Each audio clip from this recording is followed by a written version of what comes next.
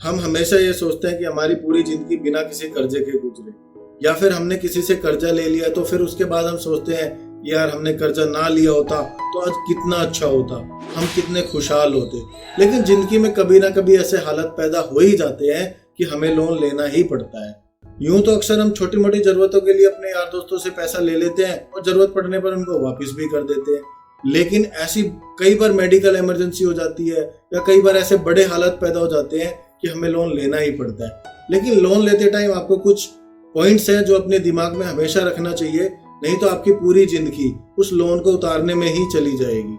जैसे कि आपको हमेशा ये याद रखना चाहिए कि जब आप कभी कोई लोन लेते हैं तो वो हमेशा आपके लिए एक लॉन्ग टर्म लायबिलिटी के रूप में काम करता है। यूं तो हमारे पास लोन लेने के लिए बहुत सारे ऑप्शन अवेलेबल होते हैं, लेकिन कुछ मेन पॉइंट्स हैं जिसके बारे में हम इस वीडियो में आगे डिस्कस करेंगे।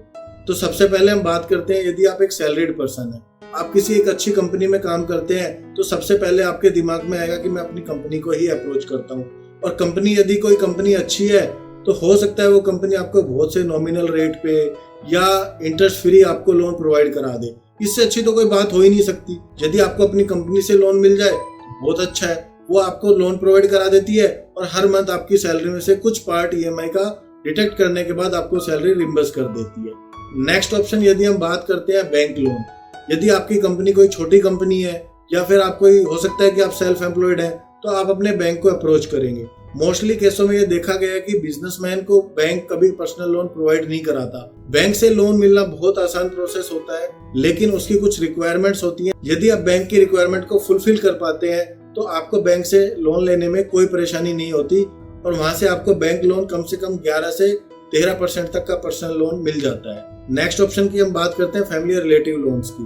आपने अपनी कंपनी को अप्रोच किया लेकिन वहां से भी आपको लोन नहीं मिला, आपने बैंक को अप्रोच किया, वहां से भी आपको लोन नहीं मिला, तो थर्ड ऑप्शन आपके पास आता है कि मैं किसी फ्रेंड को या मैं किसी रिलेटिव्स को अप्रोच करूं।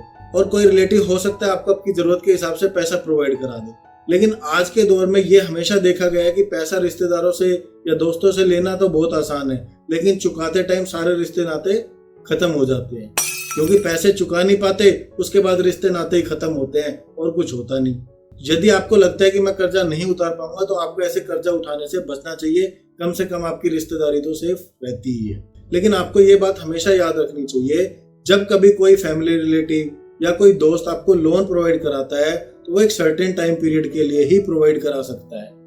चलो उसने आपको लोन प्रोवाइड करा दिया, मोस्टली केसों में ऐसे लोन इंटरेस्ट फ्री होते हैं, लेकिन आपको ये कभी नहीं भूलना चाहिए कि जो दोस्त, जो रिश्तेदार आपको टाइम पड़ने पर आपको पैसे प्रोवाइड करा रहा है, इससे बढ़कर कोई बात नहीं हो सकती।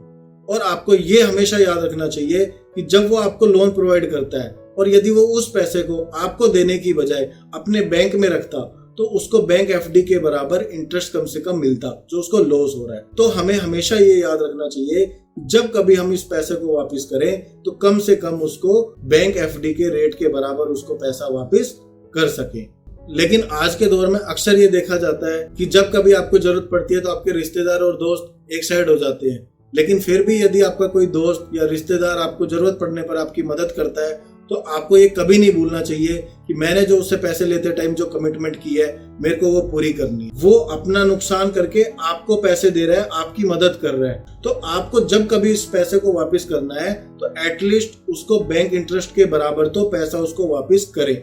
आप उसकी एक ईएमआई बांध लीजिए। अब वो ईएमआई कैसे बांधनी है वो मैं आपको आगे इस वीडियो में बताऊंगा।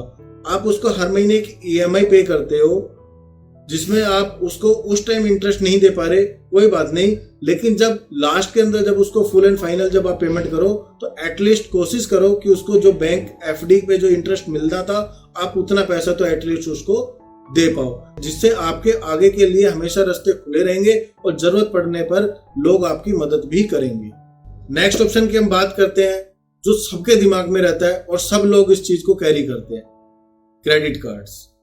चाहे आप एक बिजनेसमैन हो या आज के टाइम में एक सैलरीड पर्सन हो, सबकी जेब में क्रेडिट कार्ड तो मिल ही जाएगा, लेकिन क्रेडिट कार्ड आपको यूज करना भी आना चाहिए, नहीं तो आप कर्जे में फंसते चले जाओगे और आप पूरी जिंदगी कर्जा चुकाने में ही आपकी निकल जाएगी। जब आप किसी मोबाइल ऐप से या क्रेडिट कार्ड से कोई लोन लेते हैं तो आप सबसे पहले उस पर चेक करना है आपको कि वो मेरे को किस रेट ऑफ इंटरेस्ट पे मेरे को लोन प्रोवाइड करा रहा है। क्या वो मेरे को फिक्स रेट दे रहा है क्या वो मेरे को ईएमआई बेस करके दे रहा है? क्रेडिट कार्ड से या मोबाइल ऐप से एक लोन लेना एक इजी प्रोसेस होता है, लेकिन आपको ये लोन कम से कम भी 16 से 18% के इंटरेस्ट रेट पे जाके मिलता है। ये लोन इतना महंगा होता है, आपको चुकाते चुकाते पसीने छूट जाएंगे, आप चुका नहीं पाओगे। इसकी जब भी आपने अगर एक पेमेंट भी डिले कर दी, आपको इंटरेस्ट ठोक देगा, पेनल्टी ठोक देगा, लेकिन आप जितनी आपकी महीने की सेविंग होती थी वो सब इंटरेस्ट और पेनल्टी चुकाते चुकाते गुजर जाएंगे। लेकिन यदि कोई बिजनेसमैन है, वो इस क्रेडिट कार्ड को यूज करना बहुत अच्छे तरीके से जानता है, क्योंकि अक्सर क्रेडिट कार्ड की पेमेंट करने के लिए आपको 40 डेज का टाइम मिलता है और उस 40 डेज में आपको उसकी पेमेंट करने के लिए एक इंटरेस्ट फ्री अमाउंट मिलती है। लेकिन यदि आपके पास उस पेमेंट को करने का सोर्स नहीं है, आपने पैसा तो यूज कर लिया लेकिन पेमेंट करते टाइम आपके पास पैसा नहीं है, तो उसके ऊपर जो इंटरेस्ट डिले पेमेंट लगती है वो आप जरा एक बार पढ़ के देखिए, आपके रोंगटे खड़े हो जाएंगे, आप कभी ऐसे लोन की तरफ जाएंगे नहीं। लेकिन यदि कोई बिजनेसमैन है, उसके लिए एक बहुत अच्छा ऑप्शन है, वो जा सकता है। जब आप कोई पर्सनल लोन लेते हैं तो आपको 11 से 13% के रेट ऑफ इंटरेस्ट पे लोन मिल जाता है। तो आपको लोन लेते टाइम हमेशा ये याद रखना चाहिए कि मेरे को लोन तो लेना है, लेकिन मेरे को रेट ऑफ इंटरेस्ट भी कम लेना है। लास्ट ऑप्शन की यदि हम बात करते हैं, वो है आपका प्राइवेट फाइनेंसर। जब आपने सब जगह से हाथ पैर मार लिया, आपको कहीं से पैसा नहीं मिला, तो आपके दिमाग में अक्सर ये बात आती है कि वो प्राइवेट फाइनेंसर वहां बैठा है, वो कुछ एग्रीमेंट कराता है और आपको कुछ टाइम के लिए पैसे दे देता है। लेकिन आप ये भूल जाते हो कि वो आपसे कितने अननेसेसरी टर्म कंडीशन साइन करा लेता है। जो लोन आपको 11 से 12%, 13% या क्रेडिट कार्ड से 18% तक मिलते हैं, वो लोन आपको 5% के पर मंथ इंटरेस्ट रेट पे वो प्रोवाइड कराता है, जिसके मूल को उतारना तो दूर, आप कभी उसके इंटरेस्ट को वापस भी नहीं कर पाओगे। जब आप इस लोन को नहीं उतार पाते, लास्ट में या तो आप डिप्रेशन के शिकार हो जाते हो या फिर अपनी कोई प्रॉपर्टी बेचने पे मजबूर हो जाते हो। तो आपको कभी भी ऐसे लोन की तरफ नहीं जाना चाहिए जो आपकी जिंदगी को बर्बाद कर दे और पूरी जिंदगी आपको वो कर्जा उतारने में ही चली जाए। अब आप बात करते हैं साहब, तो क्या साहब मैं कभी लोन ही ना लूं, या मेरी जरूरत पड़ जाए तो मैं क्या करूं? नहीं, मैं ये भी नहीं कह रहा कि आप लोन मत लो, आप लोन लीजिए, लेकिन कुछ कैलकुलेशंस कीजिए। आप देखिए कि आपकी मंथली सैलरी कितनी आती है, तो उसमें से कम एटलीस्ट 35 से 40% पार्ट ईएमआई पे करने के लिए यूज कीजिए। बैलेंस अमाउंट को आप अपनी इन्वेस्टमेंट और अपने डेली खर्चे के लिए बचा के रखिए। और हाँ, जब कभी आपके पास कोई लमसम अमाउंट आती है, जैसे कि आपके पास बोनस आ सकता है या आपने किसी क्लाइंट का काम किया और एक बड़ा असाइनमेंट किया, आपके पास एक लमसम अमाउंट आई, तो उस अमाउंट का आप सबसे पहले यूज लोन उतारने में कीजिए, ताकि आपका लोन कम हो और आप एक खुशहाल जिंदगी जी पाए। आशा करता हूं आपको मेरी वीडियो पसंद आई होगी और मीनिंगफुल लगी होगी। नमस्कार।